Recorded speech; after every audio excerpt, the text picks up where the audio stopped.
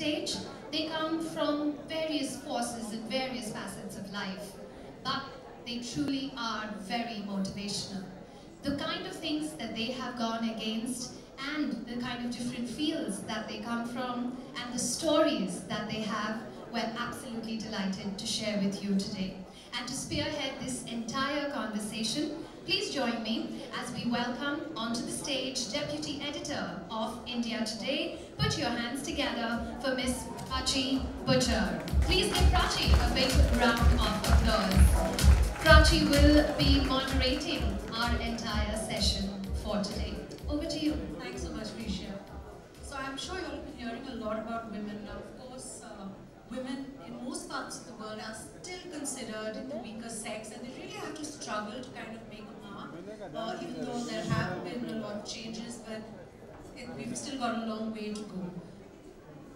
Now, almost everyone here today comes from a privileged background. You know, it's been easy, you've got good education, you know, you've traveled. But for a lot of people across the country, a lot of women, in fact, most women who live in rural India, that's sadly not the case. Now today, as we celebrate women, joining me is a panel made up of people who've all dared to challenge the norm. They all have been a real inspiration. Let's take a look at who our panelists today will be.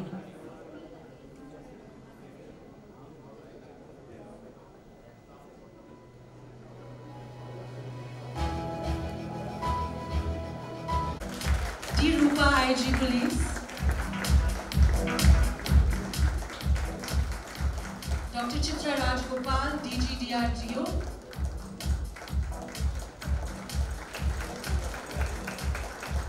Guneet Monga, filmmaker. She just won the Oscar, so big round of applause for her, please. Ankita Rena, currently reigning queen on the tennis circuit. And Lieutenant Commander Pooja Sharma from the Navy.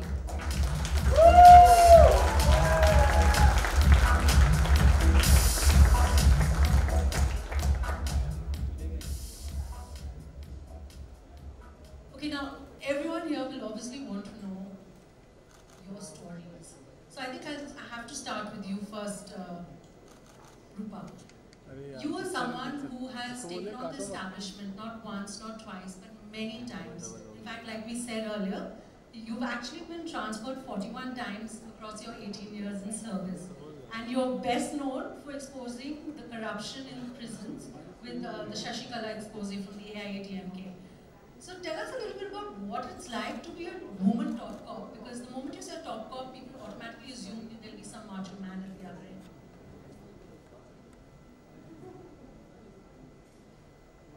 Hi, good evening to everyone. Yes, police is a male-dominated force, and it's only recently that women are coming into this service. Initially, starting with Mrs. Kiran Bedi, when she was the first woman IPS officer. So the first generation, I call them, the first few of them were actually lurched. They thought the path to achieve success or to strive and thrive in this male-dominated force is probably to adopt the ways of man. But then the second generation, as I call them, realized that we need not follow men to, thrive, and women bring to the table all the feminine qualities along with their grit and determination equal to man. So today we have a lot of women in the service, and I'm sure that has led to a sensitized police force, though a lot needs to be done. Right. So Lieutenant Commander Pooja Sharma, when I was talking to you earlier, we were talking about how there's been a change in the services. We see a lot more women. Now, I have to tell you that Pooja is someone who actually designs warships and submarines. So it's no easy feat. And so I'd like to tell us a little about what's the journey been like for someone like you? Because like you said, you don't have a background. It's not like you come from a family which has been part of the services. Thank you for the question, but I feel you make your own journey.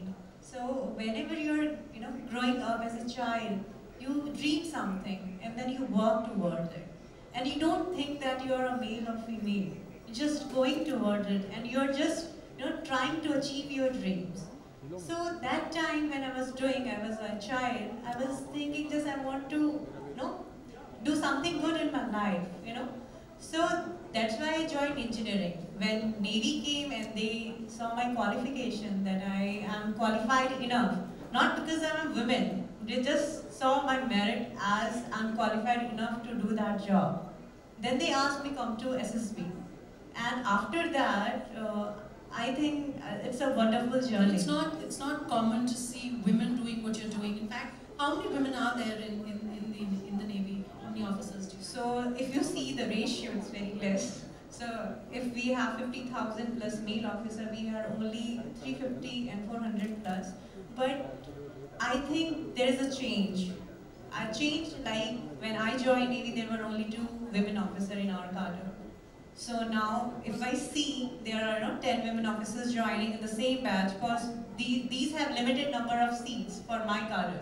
So you have 20 people who are recruited every year to design submarines and warships. So in those 20 people, if there are 8 numbers of women, that is a good number. And you have to you actually go sail those ships to make sure that Yeah, they're perfect. because we are not only doing the field desk work. I go and sail. I go and take inspection trials, all the submarines that we are delivering. So if I have to go underwater, I have to go underwater, because I'm the authority who is finally signing that okay, this is ready for exploitation or utilization, whatever you say. Okay, Guneet, let me bring you in at this point in time. Your film, period, End of Sentence, just won an Oscar. It's of course a film that's around women, but you've done several other fantastic films before that. Do you feel that there has been a big change in the way women, especially Indian women in film, are being received today? Absolutely. I think in the last 5 years we've seen that women films are actually even doing even better. And we are such business pro that I think it's amazing. There is more and more women conversation happening. Also, I would say that the recent Me Too movement also put our opinions and our value up front in everyone's faces. So I think there has been a drastic change for the better, and there is more acceptance, and I feel now is the time. Okay, Dr. Rajgopal, the moment you say scientist and you say defense, people think that it has to be a man. You're somebody who's been with the DRDO for over 3 decades, as you were saying. What has been the most challenging part of being a woman scientist in India, and that too in the area of defense? As you said, the number of people in defense R&D, the women in defense R&D is very limited. But I've seen over the years, I've spent about 3 decades there, and there has been an evolution and it's been a revolution. Because now I can say that across the board, right from the starting, we call them scientists Bs, and then we go on to CV and so on, and then we outstanding scientists and distinguished scientists. We have about 10 to 14%, but right across, right from the starting till then, and we are, I think, one of the only organizations where we have 3 women agents. And that is the top management level. And I think I can attribute this kind of, I wouldn't say gender equality, but at least a little towards gender balance because of a few specific, I think, defense R&D traits. One is that we have very smart targets. We are supposed to basically deliver things for the armed forces. So the targets are very specific.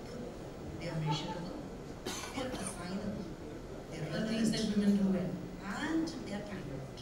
So with these 5, there is no scope for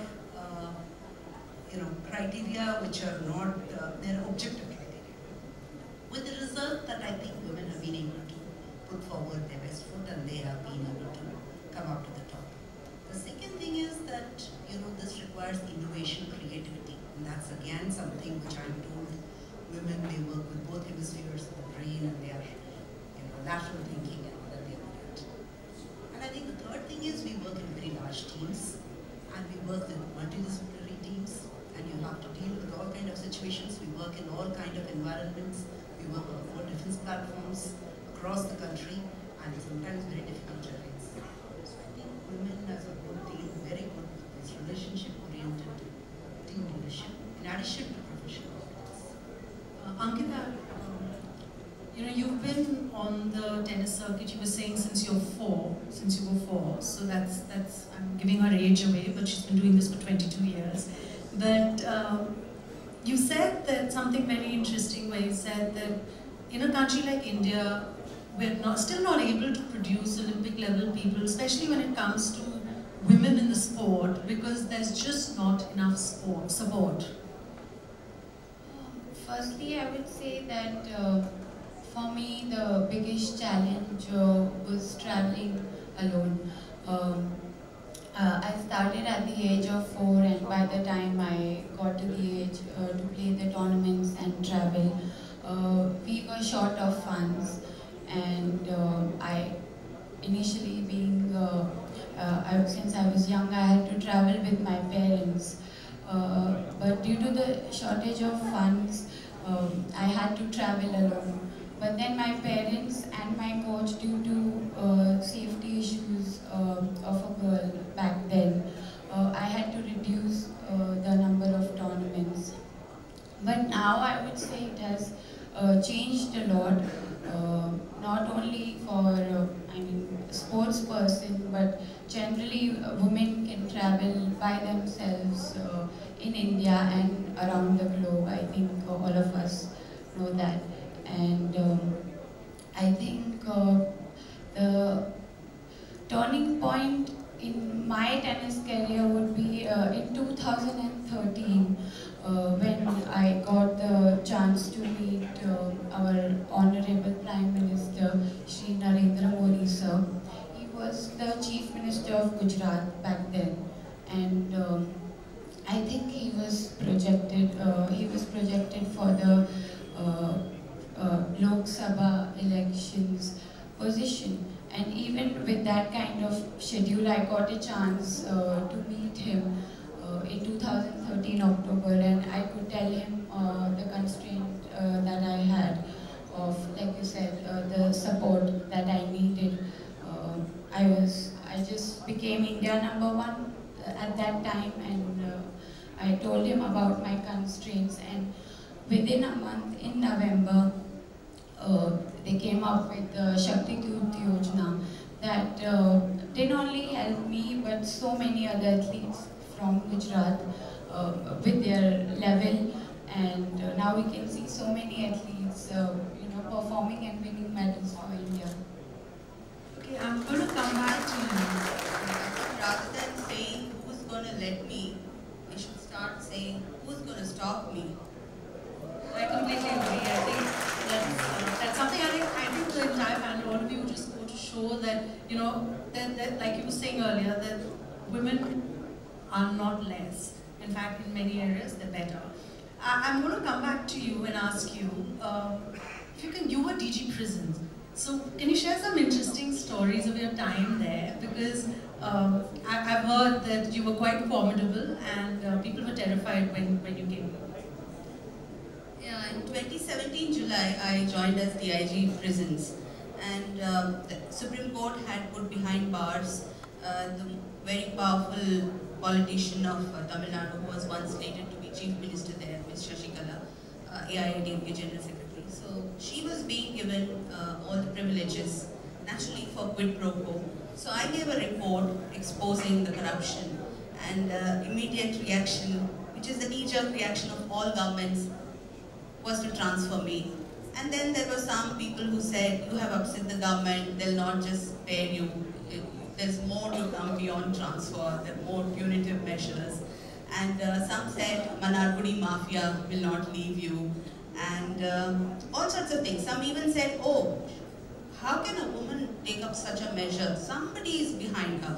this I keep hearing every time, especially in male-dominated areas where we work. Every time we do something, there's always some water which will raise, oh, somebody must be behind that woman, somebody must be tutoring her. So I find this very condescending. And finally, nothing happened to me except transfer, and transfers I don't consider as punishment. It's part of government job. No punitive measure happened because, yes, public support was with me, and I was as per law. And I had the confidence that even if they punished, I would take it to the logical end, fight it out in court. So I think women have to face this double difficulties than a man, because every time if there's a man and something fails, something goes wrong, they'll say, oh, the man was good enough, efficient, but circumstances didn't work for him. Whereas if a woman is there and something goes wrong, they'll say, look, that woman couldn't handle it. So this is one which I find quite insulting. Times are changing, but yes, women have to face that risk to fail, risk to be accepted, risk to be ridiculed. And courage is not just absence of fear. It is acting in spite of that fear. You know, as they say, fools rush where angels fear to tread. So you know the consequences, what is coming, and in spite of that, you control it and you act. And yes, in my case, the motive was that I was serving, and as a public servant, I had to be transparent and accountable. And matters of corruption are not something to be hush-hushed. And it's nothing under Official Secrets Act. It's not something which affects national security. Corruption matters have to be dealt openly and in a transparent manner. That's why I gave this report, and yeah, sailed through. More power to you for that. Guneet, I wanted to ask you that what made you do the film period end of sentence, and do you think it's something that's really helped transform the lives of many young girls who are not as fortunate as us? Like I said, a lot of us have come from privileged backgrounds. But do you think your film was able to expose, in fact, the reality of many others? So it's a very interesting story. Period end of sentence started with 10, 12-year-old Oakwood schoolgirls in LA. In a school called Oakwood in North Hollywood, and they read this article where a lot of girls are not drop out from education for not better hygiene. There is shame attached to it. So they actually did bake sales and yogathons and raised some $2,000–3,000 to donate one pad machine. They tied up with an NGO in Delhi called Action India and donated one pad machine. Their English teacher, who has initiated all of this, made them all dream, a woman named Melissa Burden. And she's like an English teacher, you know, we make movies about it, we write books about that ideal, amazing English teacher who's inspired the whole class and these young girls. And she came up with an idea that why don't we document the process of donating one pad machine? Should we just like document what happens when we install and what happens after some months of functioning it? And that is our movie. And they went on to hire a fresh undergrad student, Raika, from USC. So 10, 12-year-old girls plotted this dream and hired a 24-year-old director and donated one pad machine. And in Hapur, through Action India, and all of them needed a producer. One of their parent is a woman called Stacey Sher, who's been my mentor, who's produced all of Tarantino movies and some Soderbergh movies. She reached out to me and she said, my daughter and her friends are looking at making this movie in India, would you be able to help? I said, of course. So I was so overwhelmed by those girls.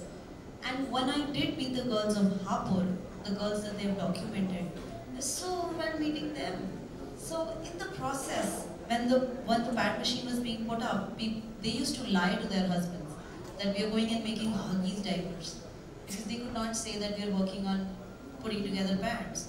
But it's changed now. Men are a part of the conversation, and that is what we are, and that is what the spirit of the women of Hapur got captured in process of installing a machine. The idea really was that let us document this so that we can raise more money, so that we can do more fundraisers. And now with Netflix launching the film, and of course also getting nominated for the Oscar and then going ahead and winning the Oscar as Best Document Short last week, we've raised more than hundreds of thousands of dollars in our foundation that we started behind this. So it's just a very, very beautiful story of spirit of girls and girl power. What I really would like and urge is all men having this conversation. Periods is something normal, and how do we even remove the stigma? So that is what has happened at Hapur. So that is our small piece of victory with this film. I think that's truly inspiring. Before we end, just out one message for other young girls who are probably looking at your professions. So if you have any quick advice for them, maybe we can start with you, Lieutenant Commander. So my advice would be, everyone says that there is a limit, sky is a limit and anything. And I'm telling you from my own personal experience, like I've trained in military training, then I do mountaineering.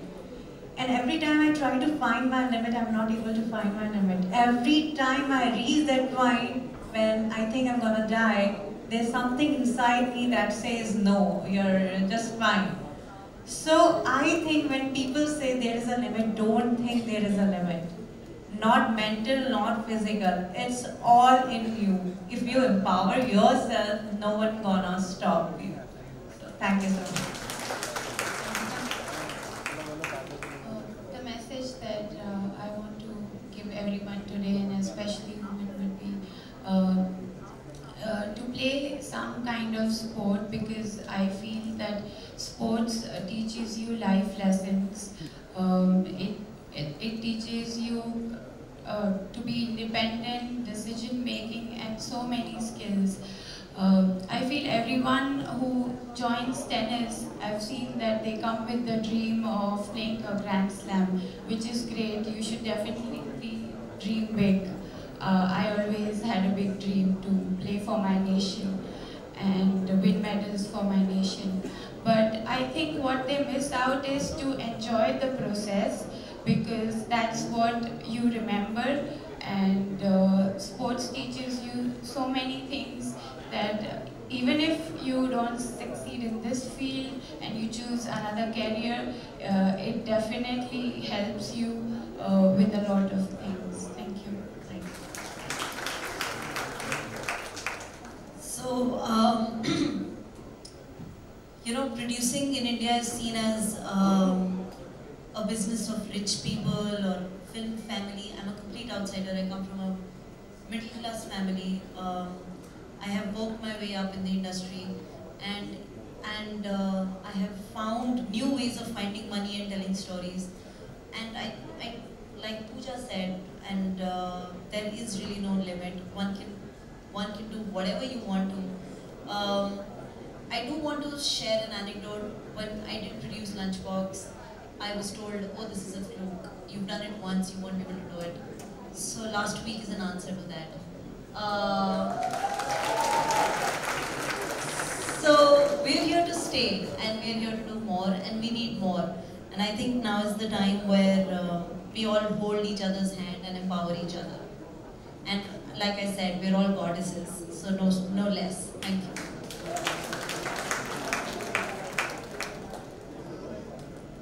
If you want to create history, don't be a good girl. So what I mean by good girl is the way society expects you to behave, to act shy, coy, because that is being feminine, not to speak up, not to stand up for yourself, just gulp down everything, all the injustice or unfairness meted out to you, because you need to be like the Mother Earth, Kshamaya 33. So if that is being a good girl, then don't be that. So try everything and be adventurous, be less protected, don't go into that overprotected couch or the shell or the cocoon, and encourage girls to do everything that they can under the sun and be role models in your own self and keep inspiring.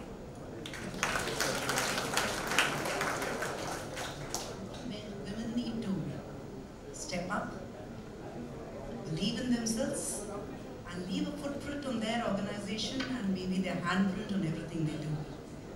Because very often what happens, they do a lot, they contribute a lot, but because they are more interested in the process of reaching a solution rather than the solution itself, they do not go forward to sort of put their name or claim credit. And in that process, they do lose out a lot in terms of the final selection criteria, as you say, especially in our scientific field, publish or perish. So all these publications, men will have their names first on it, whereas the women stand back. I'm not saying that that is the final aim, but still, please stand up for yourself. Do not stand back in the background and take credit as and when it comes. Don't be apologetic to be ambitious. So I think that pretty much I sums up. wanted to add that if we don't stand up and tell our stories, who will? So I think on that note, thank you so much, each and every one of you, for being here this evening and inspiring all our guests who are here. Puneet, you summed that up so beautifully.